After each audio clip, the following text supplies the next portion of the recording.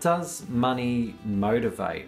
You know, it's a really interesting question to consider, and when you look at 100 years research into motivation, the answer is pretty clear. Yes, money motivates people at work, and no, money doesn't motivate people at work. So let's tease those results apart a bit to understand what's going on and why the answer matters for you as a leader. On the plus side, money does motivate people. The easiest way to demonstrate this is to simply stop paying people.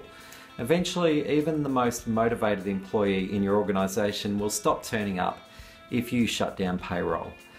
So not getting the money side right can effectively short-circuit other motivations. On the other side, money doesn't motivate people. Paying people more doesn't necessarily lead to greater motivation and better results. In fact, paying people more through incentives can sometimes lead to worse results. You might think of it as when good incentives go bad. So let's take a step back and think about when a person is applying for a job with your organisation. One key consideration for them will be, is the pay reasonable? Will it be enough money to pay the bills, and how does it compare to other similar organisations out there and what they have on offer?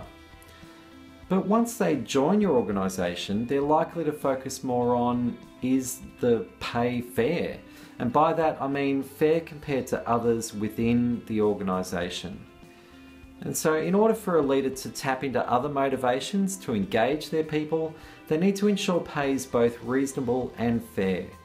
And the first step in achieving this is to articulate a reward strategy. And look, that might sound pretty scary, but it's really just about documenting what we reward and how we reward as an organisation. Salary benchmarking is a great way of addressing the "is the pay reasonable" question. Knowing where you sit against other organisations is important and valuable information. And you don't need to blindly follow what others are doing in the market. But knowing your position in the market can make for a far more genuine discussion with potential employees. Grading structures, they place roles in your organisation in a framework that's linked to reward and remuneration.